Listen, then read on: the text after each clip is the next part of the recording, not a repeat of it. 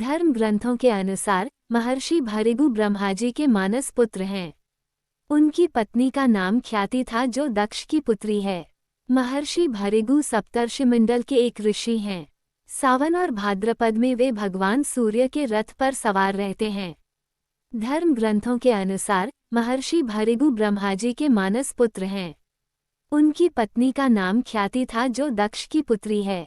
महर्षि भृगु सप्तर्षिमंडल के एक ऋषि हैं।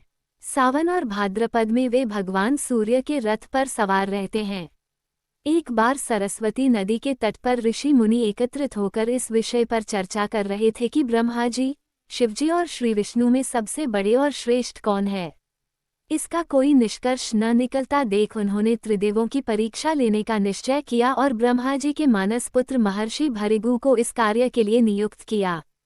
महर्षि भृगु सर्वप्रथम ब्रह्मा जी के पास गए। उन्होंने न तो प्रणाम किया और न ही उनकी स्तुति की। ये देख ब्रह्मा जी क्रोधित हो गए। क्रोध की अधिकता से उनका मुख लाल हो गया।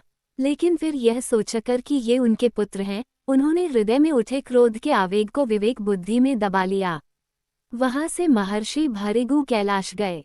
देवाधिदेव भगवान महादेव ने देखा कि भृगु आ रहे हैं तो वे प्रसन्न होकर अपने आसन से उठे और उनका आलिंगन करने के लिए भुजाएं फैला दी।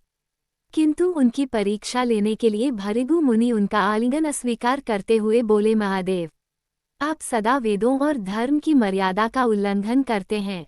दुष्टों और पापियों को आप जो वरदान देते हैं उनसे सृष्टि पर भयंकर संकट आ जाता है। इसलिए मैं आपका आलिंगन कदापि नहीं करूंगा। उनकी बात सुनकर भगवान शिव क्रोध से तिलमिला उठे। उन्होंने जैसे ही त्रिशूल उठाकर उन्हें मारना चाहा, वैसे ही भगवती सती ने बहुत अनुनय विनय कर किसी प्रकार से उनका क्रोध शांत किया। इसके बाद भृगु मुनि वैकुंठ लोक गए। उस समय भगवान श्री विष्णु देवी लक्ष्मी की गोद में सिर रखकर लेटे थे।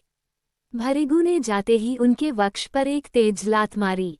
भक्त वत्सल भगवान विष्णु शीघ्र ही अपने आसन से उठ खड़े हुए और उन्हें प्रणाम करके उनके चरण सहलाते हुए बोले, भगवान, आपके पैर पर चोट तो नहीं लगी? कृपया इस आसन पर विश्राम कीजिए। भगवान, मुझे आपके शुभ आगमन का ज्ञान न था, इसलिए मैं आपका स्वागत नहीं कर सका। आपके चरणों का स्पर्श तीर्थों को पवित्र करने वाला है। आपके चरणों के स्पर्श से आज मैं धन्य हो गया। भगवान विष्णु का ये प्रेम व्यवहार देखकर महर्षि भृगु की आंखों से आंसू बहने लगे। उसके बाद वे ऋषि मुनियों के पास लौट आए और ब्रह्मा जी, शिवजी और श्री विष्णु के यहाँ के सभी अनुभव विस्तार से कह बताया। उनके अनुभव सुनकर सभी ऋषि मुनि बड़े हैरान हुए और उनके सभी संदेह दूर हो गए। तभी से वे भगवान विष्णु को सर्वश्रेष्ठ मानकर उनकी पूजा अर्चना करने लगे। उम्मीद है कि आपको ये जानकारी पसंद आई होगी। अगर आपको वीडियो अच्छी लगी हो तो वीडियो को लाइक करें और चैनल को सब्सक्राइब करना ना भूलें।